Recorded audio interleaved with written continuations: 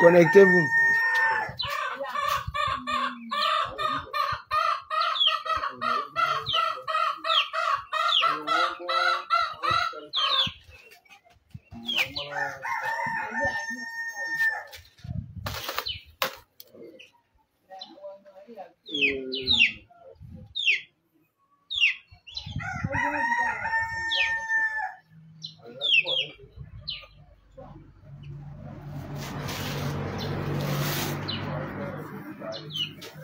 Bon, nous allons commencer. Je ne sais pas si le son passe parfaitement.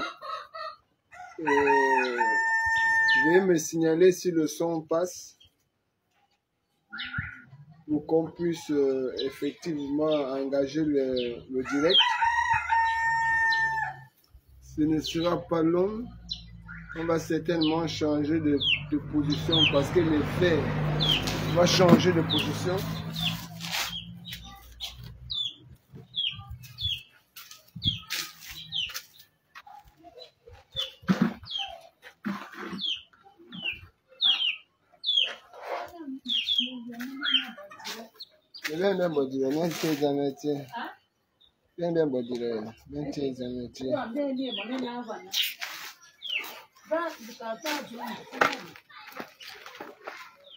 Ok, c'est bon là. D'accord. Là, ça va un peu mieux. Bon, nous allons commencer le direct. Normalement, je n'avais pas envie de faire... je voulais d'abord un peu me reposer avec les histoires de direct. Bon réveil chez vous aussi. Ça va, Calix. Calix, il faut qu'on s'appelle. Alors, je m'étais dit, je vais un peu essayer de me reposer après tout ce qu'on a fait. Et généralement, lorsque vous êtes l'allié de quelqu'un en géopolitique, on ne conteste pas son allié en absolu, on le conteste en apport. Donc vous allez remarquer que il y a un silence de mon côté, oui, c'est vrai. Et en dehors de ça, je me conforte aussi en ce sens que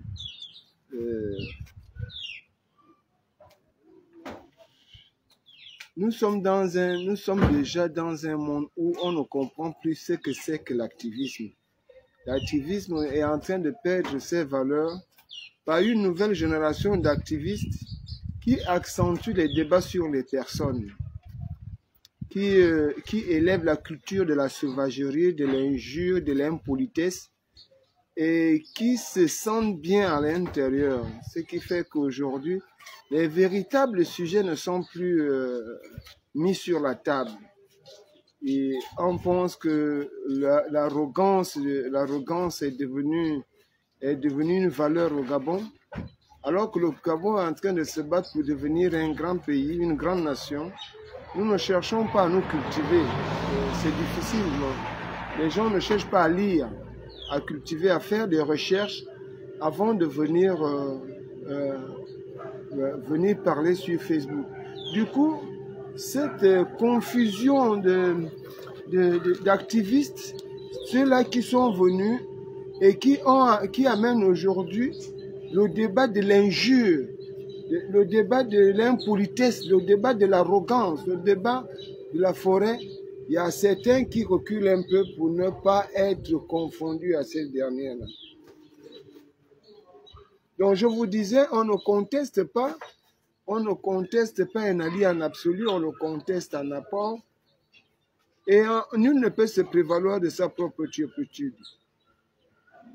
Vous avez bien vu que j'étais en plein dans la campagne présidentielle aux côtés de Oligui. Donc il me serait difficile de venir en public, parce que c'est aussi ça la méthode.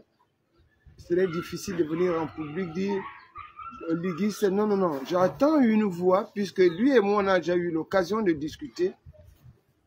Parce qu'il ne faut pas venir critiquer ton père devant les gens pour montrer que tu parles à ton père. Il faut attendre un moment quand tu seras avec ton père, tu vas lui dire, ah papa, ce que tu as dit dehors là, c'était pas bien. C'est ça le meilleur conseil.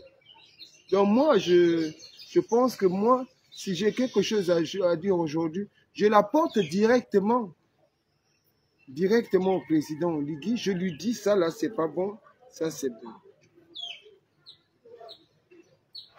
Si j'ai parlé comme ça, j'ai envie d'interpeller mon frère. J'ai envie d'interpeller mon frère. Parce qu'il a fait l'audio, et à l'intérieur de son audio, il a logiquement cité le nom de Fortuné Edou, mais également le nom de Rico Tété, notamment en ce qui concerne les taxis Gab et les taxis Yaris. Et Bob Mengom, qui est aujourd'hui le candidat à la mort, s'est saisi d'une seule vidéo que nous avons eu à faire, vidéo qu'il qualifie de virale. Et d'ailleurs, dans son propos, Bob Mengom va vouloir s'illustrer en intellectuel et en moraliste, en nous rappelant de nous poser des bonnes questions, les questions qu'il aurait dû d'abord nous donner un exemple pour effectivement nous enseigner et nous instruire à mieux poser le langage du taxi Gab. Mieux, c'est que Bob Mengom nous dit pourquoi on s'intéresse au taxi Yaris des Camerounais, alors que selon lui, Taxi Gab serait un business du président Oligui et d'un certain Libanais, et qu'il était question qu'on écrive.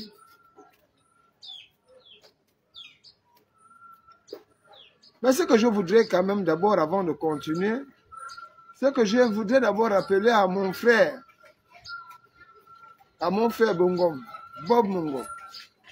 C'est que mon frère Bob Mengom, si tu arrives dans une forêt, ne te présente pas intellectuel parce que les arbres te regardent. Tu n'auras aucune contradiction. Moi, je ne te connais pas activiste. Il faut à un moment donné être logique avec ce que tu fais. Nous avons vu tout ce qui était là, mais je ne t'ai pas vu, Bob Mengom. Et la deuxième chose, Bob Mengom, je ne suis pas le genre qui part en prison pour dénoncer ou trahir quelqu'un. Je ne le fais pas. Je n'ai jamais été l'ami d'un homme habillé. Durant ma carrière d'activiste, de combattant, de lutteur, ce qui n'est pas dans ton cas. Je n'ai jamais été obligé de vendre quelqu'un. Et je te dis, Bob Mengom, il est souvent mieux de laisser la charge de ton jugement à d'autres personnes et non toi-même. Candidat à la mort, bien que par ce nom, il n'y a rien de solide en toi. Parce que moi, je n'aime pas, je ne m'attaque pas aux gens. Et tu dis qu'il y a certainement quelqu'un qui nous manipule derrière. Je vais t'expliquer, Bob. Je vais t'expliquer. Mais quand je vais t'expliquer, toi n'écris pas, puisque nous on a le devoir d'écrire ce que tu dis. Je te prie de ne pas écrire. Bonjour Jules. Tu dis qu'il y a quelqu'un, une manière derrière nous. Je ne suis pas celui qui fait parce qu'on a dit de faire. Je suis celui qui fait parce que j'ai réfléchi. Parce que pour moi, la connaissance n'est pas spontanée. Ce qui est tout à fait ton contraire. Tu te dis candidat à la mort, loup solitaire.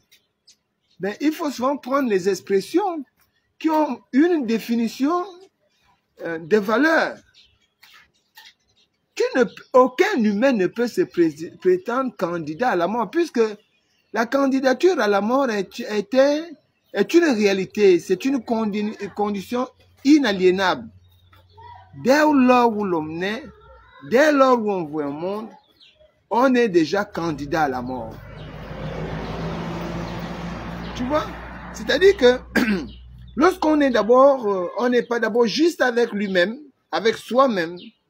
Lorsque ce que nous disons, nous sortons de notre bouche, se pose à notre fond intérieur, on a comme l'impression qu'on nage, mais en réalité, on ne nage pas.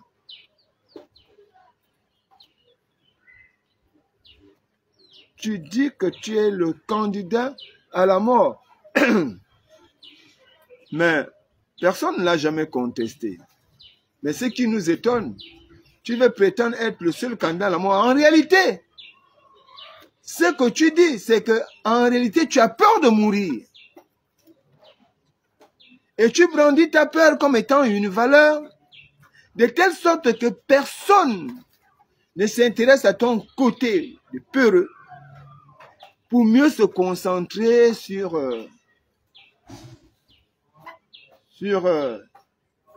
ton prétendu courage.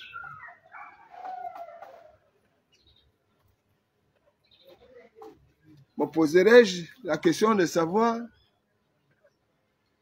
qu'est-ce qui a animé mon frère de telle sorte qu'il il pense qu'il est le seul candidat à la mort. Même Jésus a été candidat à mort, il a d'ailleurs expérimenté la mort pour revenir à la vie. Seule personne qui a eu à aller vers les ténèbres et revenir.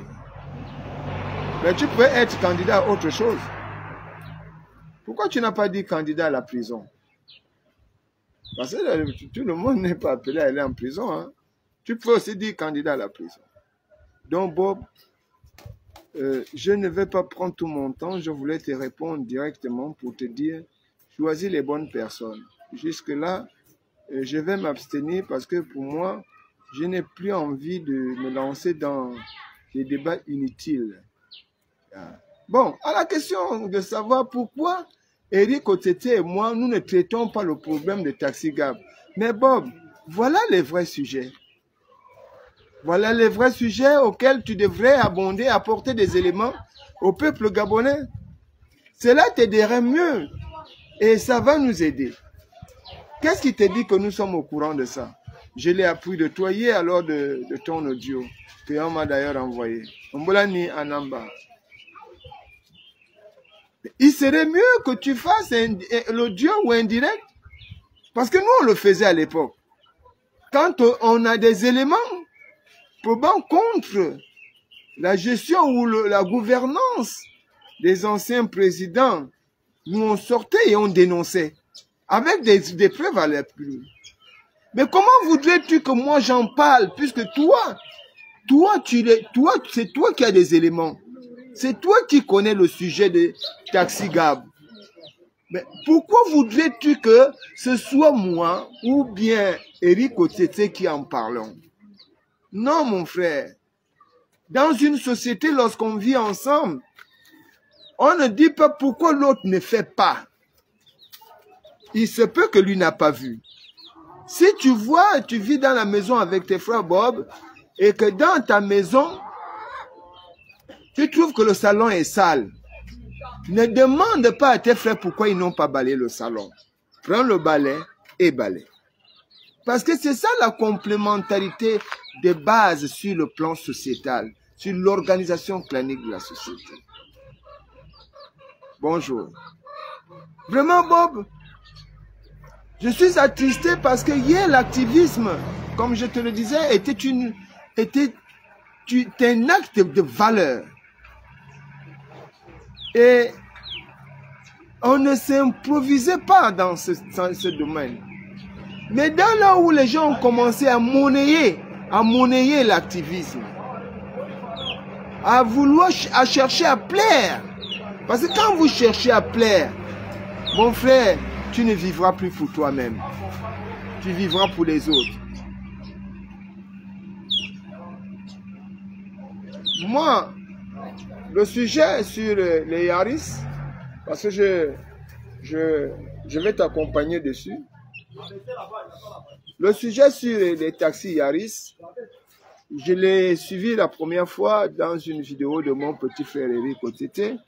Et puis j'ai suivi aussi la réponse d'un autre de mes petits frères, Bumpings. Alors il était question pour moi de voir un regard dessus, d'essayer de fouiller pour avoir des éléments. Contrairement à ce que toi tu dis, et pourtant tu me connais Bob, je n'ai jamais désiré la place de quelqu'un. Toi, à plusieurs reprises, tu m'as dit, les gens te disent que c'est toi qui peux être leader des activistes. On ne devient pas leader des activistes. Les gens vont reconnaître en vous ce que vous êtes. Parce que si vous commencez à vendre vos valeurs et qu'à la fin on découvre qu'il y a quelqu'un qui a plus de valeur que vous, alors que vous vous sentez singleton, à la fin, personne n'aura de la considération pour vous. Ça me fait mal d'en arriver là. Mais mon frère, je me suis tellement tué. J'ai entendu des choses sur moi. Les gens ont parlé, j'ai regardé. Et cette fois-ci, non pas pour venir t'insulter, mais pour t'interpeller. Un regard rationnel. Sois vrai avec toi-même. Alors, ce jour-là, nous avons vérifié. Il n'était pas question d'Eric. C'est moi qui appelle même Eric. Que finalement, le sujet que tu abordes, ça va être vrai. Tu dis qu'il n'y a il n'y a pas de disposition, mais mon frère, pourquoi vous aimez parler un français qui vous est difficile? Nous allons arriver sur le plan des dispositions. Alors j'appelle Eric et on se rend compte qu'il y a des taxis cachés derrière chez nous là. Nous sommes arrivés et ils étaient en train d'enlever les plaques Yaris. Ils enlevaient pour remplacer ça par une autre... ça avait un autre nom, Vital ou Vital, un truc comme ça. Nous avons filmé. Logiquement,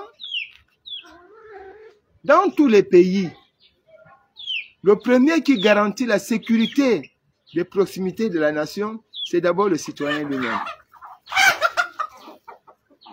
Tant sur le plan de la sécurité des personnes et des biens, que sur le garantie de la propriété, de la lutte contre l'insalubrité, c'est le citoyen le premier.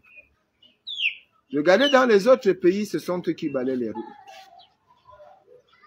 À partir de cet instant, nous ne pouvons pas nous faire justice. Il faut effectivement appeler les autorités pour qu'ils nous accompagnent.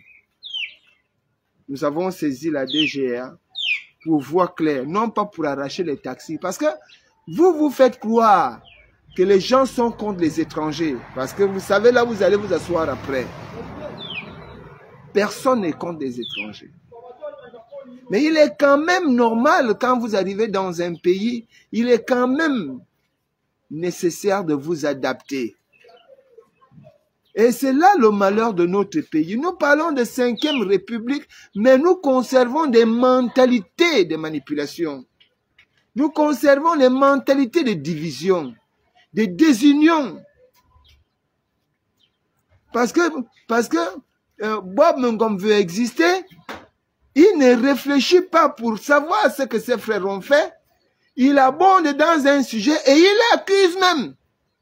Il dit même qu'il sait qu'il y a quelqu'un derrière. Mais comment seul Bob a des yeux d'identifier ce qui est invisible et de le matérialiser? Comment Bob peut avoir une telle magie? Et tu prends le temps de faire l'audio pour dire des choses qui ne sont pas fondées. Pour discréditer les autres. Et tu nous demandes à nous de nous poser les bonnes questions, mais sans donner l'exemple de la bonne question. Une pédagogie incongrue, vide de sens et de valeur.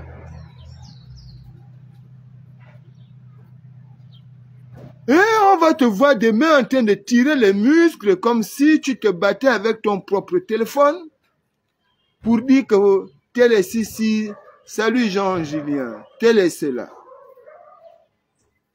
Nous sommes allés de l'autre côté, la nouvelle route non goudronnée, toujours accompagnée avec des éléments de la DGR. Et nous avons constaté qu'il y avait des stocks de taxis. Sans plaques, d'autres certaines avec des plaques.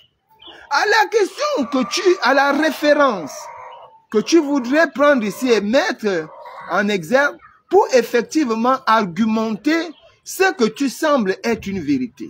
Oui, Oligui serait certain, le président Oligui serait certainement allé à OIM. Il aurait certainement promis aux Gabonais de se prendre en charge s'ils ont les capacités qu'ils aillent chercher des taxis même au Cameroun. C'est vrai, il l'aurait fait. Mais pourquoi ces taxis-là, dont toi tu sais que ça appartient aux étudiants gabonais, pourquoi ces taxis-là ne portent pas les noms de ces étudiants? C'est la question que nous sommes en train de nous poser. Toi qui veux des bonnes questions, tu me répondras certainement dans l'audio, mais voilà les questions que je te pose. Pourquoi ces taxis ne portent pas les noms de ces étudiants?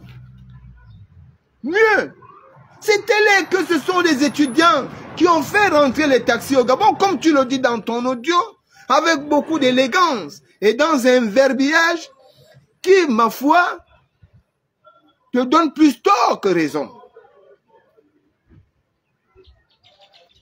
Alors, pourquoi ces taxis ne roulent pas la journée?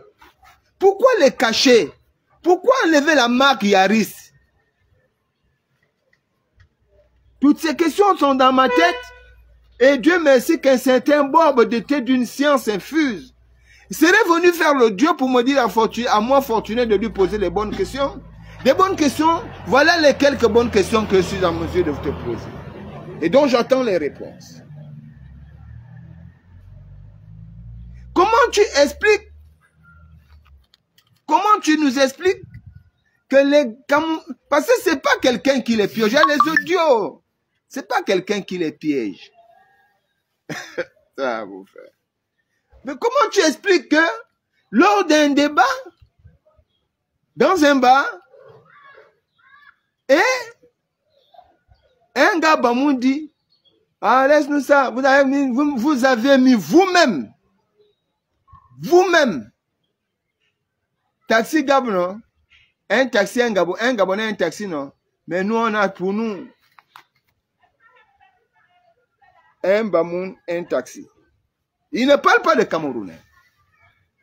Il parle de un Bamoun, un taxi. Il serait-il méchant de dire que non, cette forme de concurrence n'est pas bien. Mais là où je suis d'accord avec toi, Bob, là où je suis d'accord avec toi, c'est là où quand tu parles des dispositions de la loi, malheureusement, tu poses mal le problème. Et c'est là où j'aurais pu te rejoindre. Parce qu'à ce moment-là, j'ai lu en toi quelqu'un qui avait retrouvé son esprit pendant un temps, l'esprit qu'il a semblé oublier. Alors, tu dis, où sont les dispositions? Non, Bob, c'est pas comme ça qu'on parle. C'est pas comme ça qu'on parle. On fait des propositions. On ne dit pas où sont les dispositions parce qu'on ne les ramasse pas. Et ce n'est pas le président de la République qui pose les dispositions. Le président de la République, aujourd'hui, est souverain. Il a la souveraineté nationale. Mais ce président de la République fonctionne désormais avec un parlement bicaméral républicain. Ils n'ont pas la souveraineté. Ce parlement bicaméral dont on va prendre la Chambre des députés, qui est élu au même suffrage que le président de la République. Voilà, nous fonctionnons. On aurait dû, si dans un pays normal, mais pris par les temps, parce que les Gabonais sont comme ça, nous nous ne cherchons pas à bien préparer les choses. Et lorsque les choses tombent, on commence à crier. On aurait dû commencer par les élections législatives, mais les gens n'attaquaient que Ligui. On ne se prépare pas, c'est ça le vrai problème. C'est que quand on se bat, on met tout dans le combat et on n'a plus la réflexion, on ne regarde plus le danger, le risque du combat. C'est à nos députés qu'il faut s'adresser, ces députés républicains. C'est à notre parlement bicaméral qu'il faut s'adresser à ce sujet, Bob, pas à Oligui. Je me réjouis que tu qualifies, tu appelles Oligui le prince Bitom. Mais s'il est prince Bitom, c'est parce que toi tu es le roi Bitom. Tu es le roi de Bitom. Parce que lorsque on dit la danse est l'expression de la joie intérieure, la joie de notre cœur. Lorsqu'on est en joie, on manifeste ce bonheur, on l'extériorise par des danses. À partir de cet instant, personne n'est plus grand danseur que l'autre. Bonjour Gloria.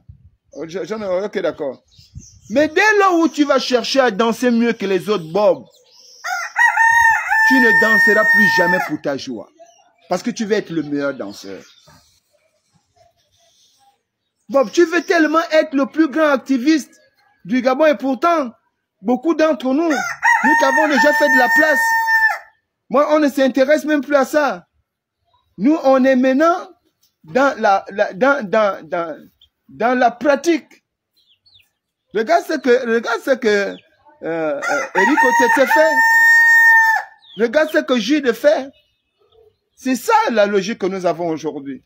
Nous avons dépassé l'étape où il fallait seulement passer tout son temps à critiquer, à ramasser les informations non fondées par-ci par-là et à venir se mettre devant l'écran pour insulter les autres.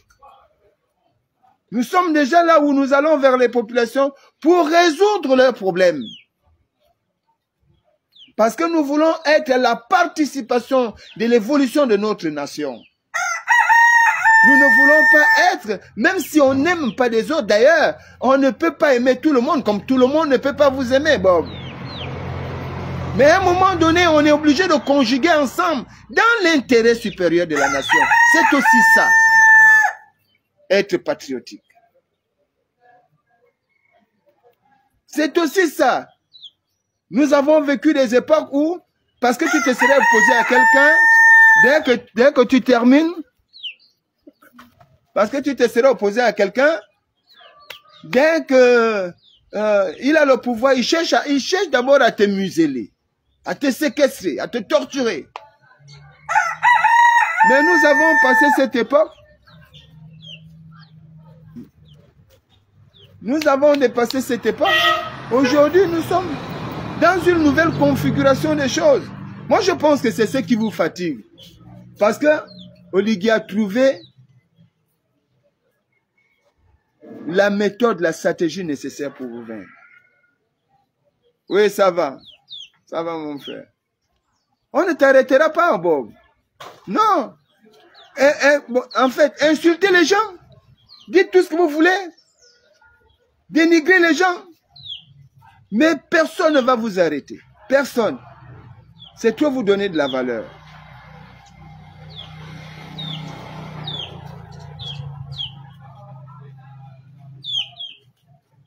Donna, je pense que c'est pas comme ça qu'on fait les choses. Personne ne refuse de venir au PK11. D'accord? D'accord? Parce que quand tu dis, moi je suis au PK11, ben alors, il faut venir voir ici, derrière l'hôpital de Mélène. Bon, moi, je ne sais pas comme ça qu'on pose un problème. Tu vois, c'est ce qui n'est pas bien. Au lieu de dire comment faire pour vous contacter, premièrement, bonjour, Fortuné, comment faire pour vous contacter? Et vous nous contactez. À partir de cet instant, vous nous donnez le sujet qui est posé, le problème qui est posé au PK11. Et nous allons voir qui est qualifié dans ce domaine. Parce que c'est en fonction de votre problème qu'on vous envoie des activistes. Mais tu viens d'être, dire, moi je suis au PK11. Alors non, ayons la méthode. Commençons par avoir la méthode. Mais tout de même, je te remercie. Il faut me donner ton numéro en inbox. Donc, bon, quand nous avons trouvé ce taxi-là, eh bien, la vidéo là que tu vois, on a fait là, qui est virale là, qu'est-ce qui t'énerve à l'intérieur? Qu'est-ce que je dis à l'intérieur? Mais je m'interroge. Ce sont nos députés, mon frère, qui doivent s'asseoir. Quand un président dit, on va nationaliser tel secteur d'activité, les députés doivent s'asseoir pour voir comment encadrer l'activité dont le président parle. De telle sorte qu'il y ait des dispositions, sinon des lois, qui vont protéger la nationalisation de cette activité. C'est les députés, ce n'est pas le président. Le président émet, je souhaite. Il envoie le Parlement, c'est des artisans. Le président ne va pas décréter que demain, à partir de demain, non. Et puis ce n'est pas un métier libéral. Ce n'est écrit nulle part. Taxi, faire le taxi, ce n'est pas un métier libéral.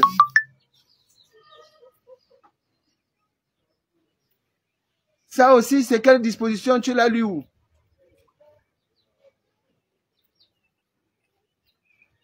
Faisons très attention, Bob.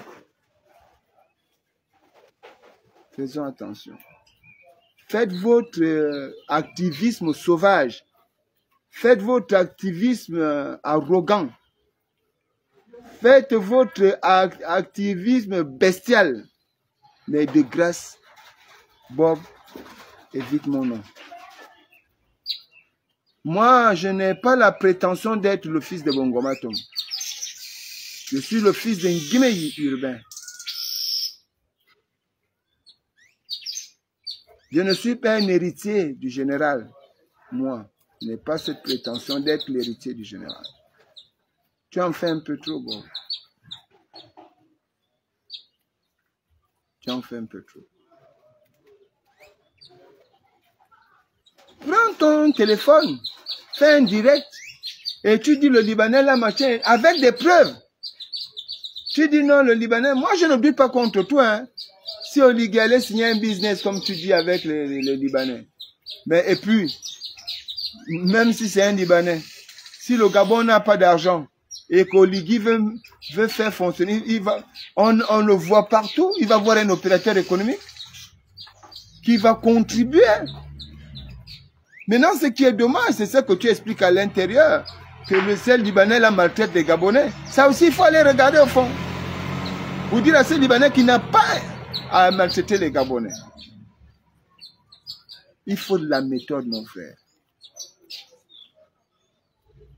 Donc, j'attends tes quelques réponses aux quelques questions que j'ai posées. Notamment à savoir pourquoi les étudiants Gabonais propriétaires des taxis ne sont pas légalement propriétaires.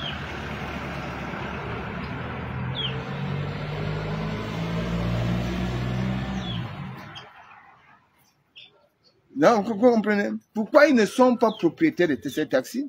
Deux, tu penses que si c'était des étudiants gabonais et qu'on arrêtait les taxis des étudiants gabonais, ou bien parce que enfin, toi, tu étais à l'université de Paris ou de Bordeaux, je ne sais pas, parce que nous qui avions fait les portails de l'université au Marbongo, un étudiant qui a acheté son taxi et dont toi, tu deviens propriétaire ou bien tu l'arraches le taxi, mais il va se lever. Pourquoi les jeunes Gabonais là ne se lèvent pas?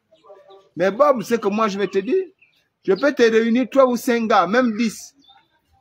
Qui vont te dire qu'à un moment donné, ces gars allaient les voir que non, mets ton nom, comme ça, tu vas faire comme si le taxi t'appartenait. Bob, c'est parce que nous nous détestons, nous les Gabonais. Nous nourrissons la haine. Il y a la jalousie entre nous. Les Gabonais se rejettent à tous les niveaux. Voilà la raison pour laquelle notre pays est en retard. On n'a pas besoin de ça.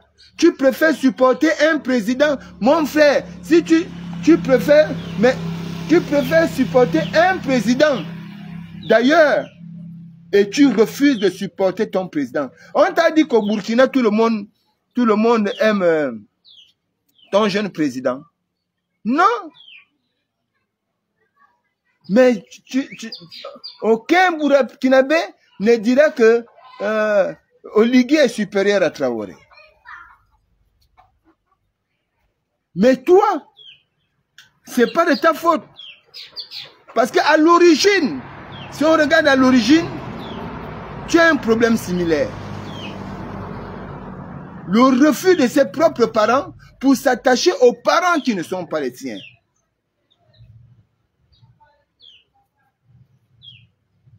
Donc, nous posons un problème et toi, tu veux montrer que c'est toi qui sais défendre les Camerounais. On t'a dit qu'on a un problème avec les Camerounais. Nous avons un problème avec leur manière de fonctionner, leur manière de faire. On ne déteste pas un homme. On déteste son comportement. C'est ça.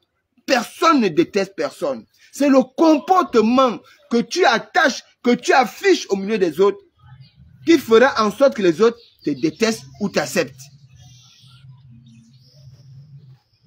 Nous, on a posé... Tu es là. Toi, tu as posé un problème. Mais développe le problème là.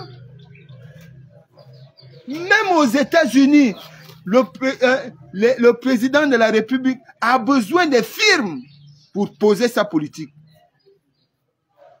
Quoi qu'on puisse faire aujourd'hui, il y a certains Libanais, pas certains, les Libanais détiennent l'économie de notre pays depuis des années. Hassan Choukara Mombouet. Mais quand on veut développer... Non, Alexandre, je n'en disconviens pas, tu fais la demande. Hein. Tu fais la demande, mais j'étais en train de finir. Fais la demande. Donc, tu comprends. Tu peux venir, tu exposes. Tu dis, non, Oligui a fait ça, il a fait ça, il a fait ça. Mais nous, on ne peut plus le faire. Moi fortuné, je ne suis pas faux. Moi, je ne suis pas faux. Je vous ai dit, moi, je vais accompagner la politique de Oligui. Avec ou sans rien. Je ne suis pas faux. Et je vous avais dit, tant que lui et moi, nous ne sommes pas encore rencontrés pour discuter, j'aurai la voix de Facebook. Mais tu ne peux pas faire que tu as l'occasion de discuter avec ta mère à la maison. Maintenant, tu prends les problèmes de la maison, au lieu de discuter avec moi, tu vas mettre ça à la cour. Non. Moi, j'ai l'occasion. Peut-être pas aujourd'hui. Moi, je n'ai pas son numéro. Mais j'ai l'occasion qu'un jour, lui et moi, on peut se rencontrer, on se tamponne, on se parle. Je veux dire ça, Oligui. Ça. Et on va réfléchir ensemble, lui et moi. On serait assis, on parle. Bon, comme toi, tu n'as pas la chance là, parce que tu ne l'aimes, tu ne veux pas de lui. Tu ne le veux pas comme président. Comme toi, tu n'as pas la chance là. Ben, mon frère, c'est simple. C'est simple. Tu réagis et personne ne te l'interdit. Mais pourquoi me demander à moi, pourquoi tu n'en parles pas et prétends que quelqu'un est derrière moi? Faisons la bonne politique. Faisons la bonne politique. Je pense que ça va nous aider. Faisons la bonne politique. Arrêtons la politique qui consiste à insulter les gens. Le sujet, c'est quelqu'un. Faisons la bonne politique. Nicolas, j'étais déjà ajouté, hein? J'attends, à jouer en cours. Donc, faisons la bonne politique. C'est ce que je venais de te dire ce matin. Hein? J'espère que tu as bien dormi.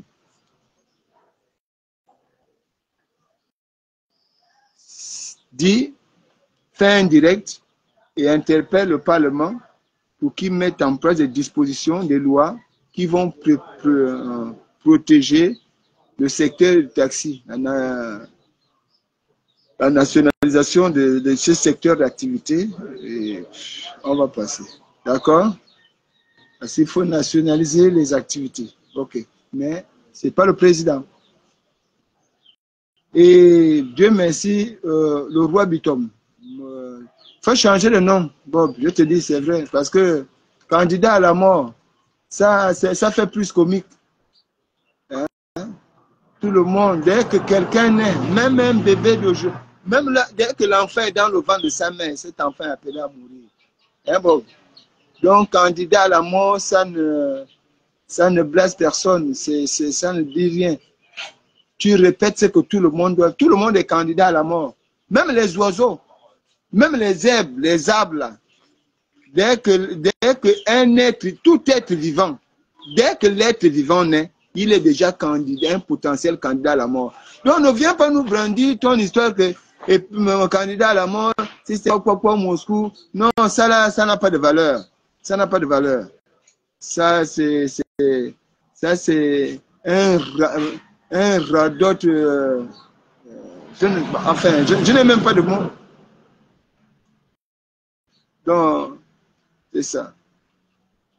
Maintenant, si tu veux qu'on ait ces débats-là plus clairement, je souhaiterais que comme c'est vous qui avez aussi les antennes dans les télévisions, on pourra faire ces débats-là en tête à tête. Mais sans sortir des gongs, sans crier.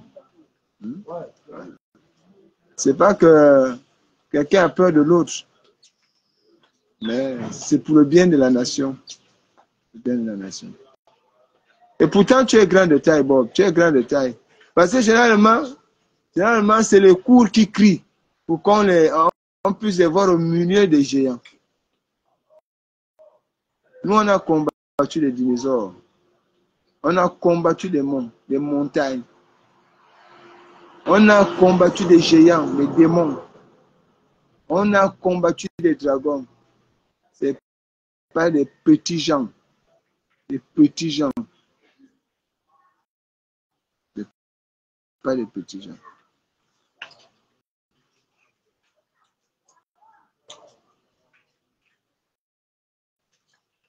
Vraiment.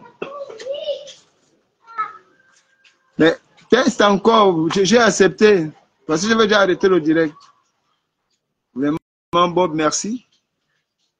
Merci pour tout ce que tu as dit sur moi hier. Vraiment, excuse-moi d'avoir aussi été très dur dans mes propos. Si, par exemple, tu estimes que j'ai été dur, mais à l'avenir, il faut être très prudent. Je ne demande pas aux gens de m'aimer. Je ne veux même pas que quelqu'un m'aime. Laissez ceux qui veulent m'aimer, m'aimer. Et vous qui me détestez, ne m'aimez pas. Vous n'êtes pas obligé à chaque fois de faire des audios pour mal parler de Fortuné dès que quelque chose arrive. Non, vous n'êtes pas obligé. Vous n'êtes pas obligé. Vous n'êtes pas obligé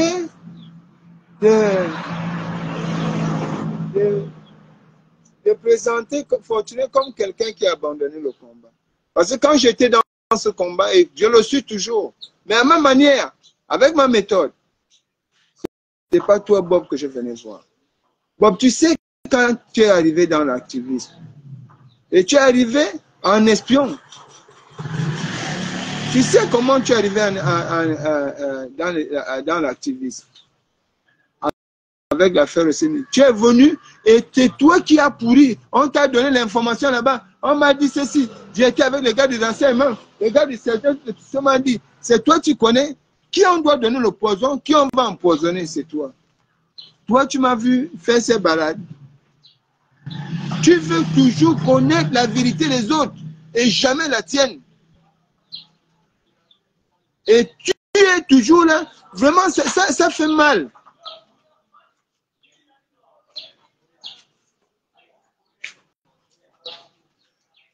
Merci Frédéric. Ça fait mal. Non, tu vois, non, il faut prendre l'argent quand on va te donner ma tienne. Mais en attendant, laisse moi qui irai prendre l'argent pour toi parce qu'il faut te protéger. Comme si Fortune avait besoin d'argent. Bob, faisons attention. C'est la dernière fois que je te fais un direct police. La dernière fois. La prochaine fois que tu vas m'attaquer comme ça, je vais te rendre coup pour coup. Je vais te dire les mêmes choses. Je vais te traiter de tous les noms. Maintenant, le jour où tu auras envie de faire comme vous faites maintenant, ben, tu me trouveras, tu vas taper ton bébé. Je vais me transformer en bébé pour toi. De façon à ce que tu puisses bien me taper.